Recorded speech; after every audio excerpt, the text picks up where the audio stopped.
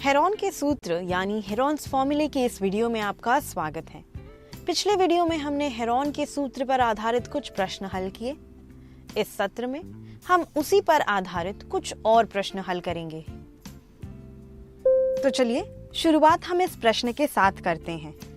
एक व्यक्ति एक त्रिभुजाकार झंडे का निर्माण करवाना चाहता है जिसकी भुजाओं का अनुपात 5:7:8 हो और झंडे का परिमाप 100 सेंटीमीटर हो। तो उस झंडे के निर्माण में कितने क्षेत्रफल का कपड़ा लगेगा? प्रश्न में हमें दिया गया है कि झंडे की भुजाओं का अनुपात 5:7:8 है। इन तीनों भुजाओं में एक गुणक उभयनिष्ठ होगा जिसके साथ गुणा करने पर हमें झंडे की भुजाओं का माप मिल जाएगा। माना वह उभयनिष्ठ गुणक y है। त्रिभुजाकार झंडे की तीनों भुजाएं क्रमशः 5y सेंटीमीटर, 7y सेंटीमीटर और 8y सेंटीमीटर होंगी। अब हम जानते हैं कि त्रिभुज का परिमाप उसकी तीनों भुजाओं के योग के बराबर होता है। अतः झंडे का परिमाप 5y धन 7y धन 8y है। लेकिन हमें प्रश्न में दिया गया है कि झंडे का परिमाप 100 सेंटीमीटर है, यानी यह योगफल 100 के बराबर होगा और फिर इस ओर के पद जुड़कर हो जाएंगे 20y। इस प्रकार 20y बराबर 100 हल करने पर y का मान 5 मिलेगा। एक बार y का मान मिलने पर हम झंडे की सभी भुजाओं का मान निकाल सकते हैं। इसलिए 5y बराबर 5 गुणे 5 बराबर 25 सेंटीमीटर। इसी प्रकार 7y बराबर 35 सेंटीमीटर और 8y बराबर 40 सेंटीमीटर। अब हमें झंडे की तीनों भुजाओं के माप ज्ञात हैं। जैसा कि आप देख सकते हैं कि यह एक विषमबाहु त्रिभुज है और हमें इसकी ऊंचाई ज्ञात नहीं है। इसलिए क्षेत्रफल निकालने के लिए हम 1/2 गुणे आधार गुणे ऊंचाई के सूत्र का प्रयोग नहीं कर सकते। हम यहाँ हेरॉन के सूत्र का प्रयोग करेंगे। मान लेते हैं a बराबर 25 सेंटीमीटर, b बराबर 35 सेंटीमीटर और c बराबर 40 सेंटीमीटर है। चलिए पहले अर्ध परिमाप s का मान निकालते हैं, जो मिलेगा 50 सेंटीमीटर। अब हम कोष्टक में s ऋण a, s ऋण b, s ऋण c का मान निकालेंगे कुछ इस प्रकार। अब हम हेरॉन के सूत्र का प्रयोग करके इसका क्षेत्रफल पता करेंगे। दोस्तों, जैसा कि आप देख सकते हो कि यह काफी बड़ा नंबर है और हमें अभी इसका वर्गमूल निकालना बाकी है।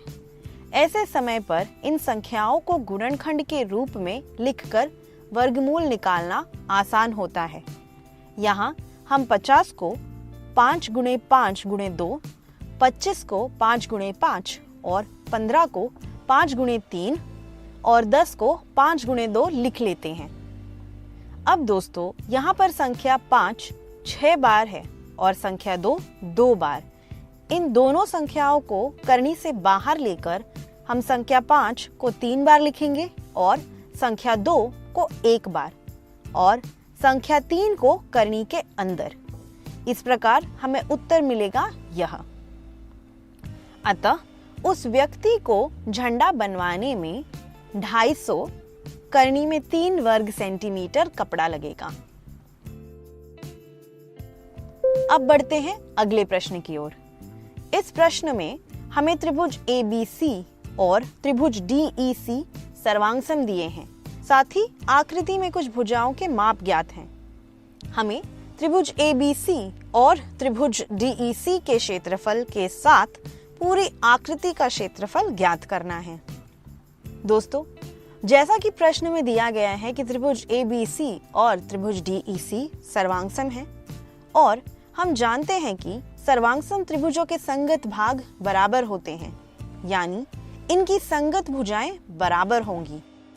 अतः AB बराबर DE, BC बराबर EC और AC बराबर DC।